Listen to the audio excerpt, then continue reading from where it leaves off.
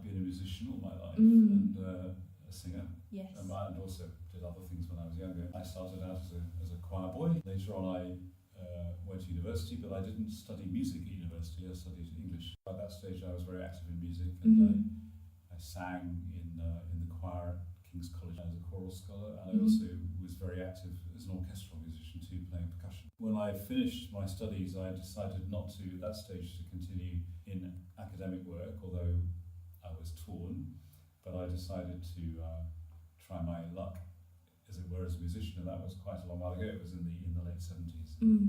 When I came to London, there was a lot going on. It was a very exciting time to be around, and the first thing that I did most of was in contemporary music, which was really my main interest, was in the latest going on with composers and working with a number of really inspiring musicians. However, I also, at the same time, what was also going on particularly in London that time, was a very important moment in what's now being called the early music revival, which everybody will know about, I'm sure. It was a very fruitful and lively time. A lot of musicians getting involved in thinking again about how music might be performed that we knew well, but also music that we didn't know well at all.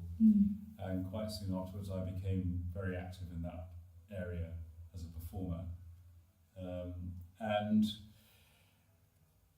was able to make quite a successful career for a long time, singing both as a soloist, but also particularly in ensembles, which was what I was most interested in.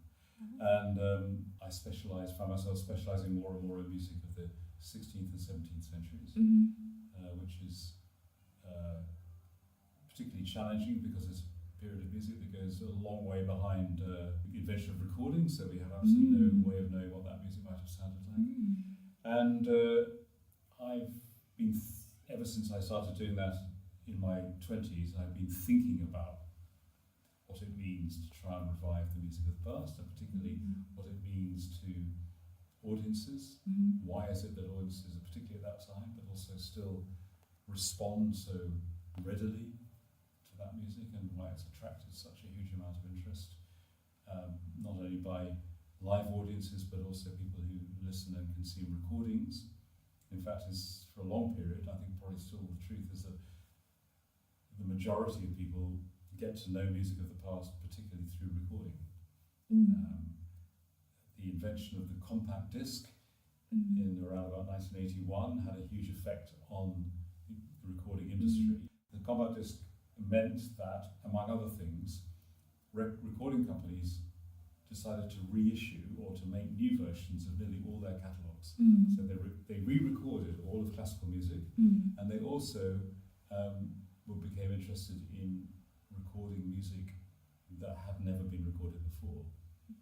And it was a sort of almost a circularity, that the more that they produced, the more market there became for it. So it became very much part of a commercial movement as well as a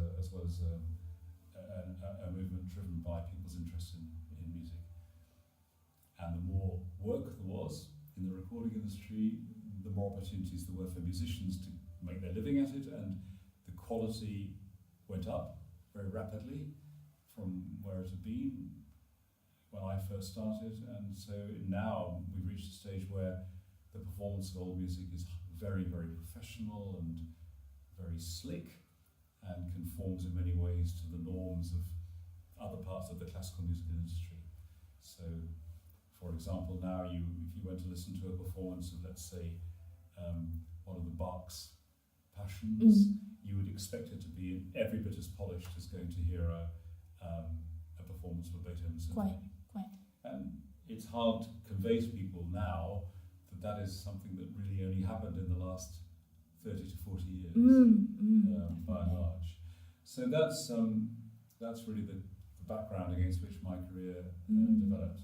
But my interest in thinking about performance of music from earlier times then led, in my late 30s, to my starting to teach a great deal in that area.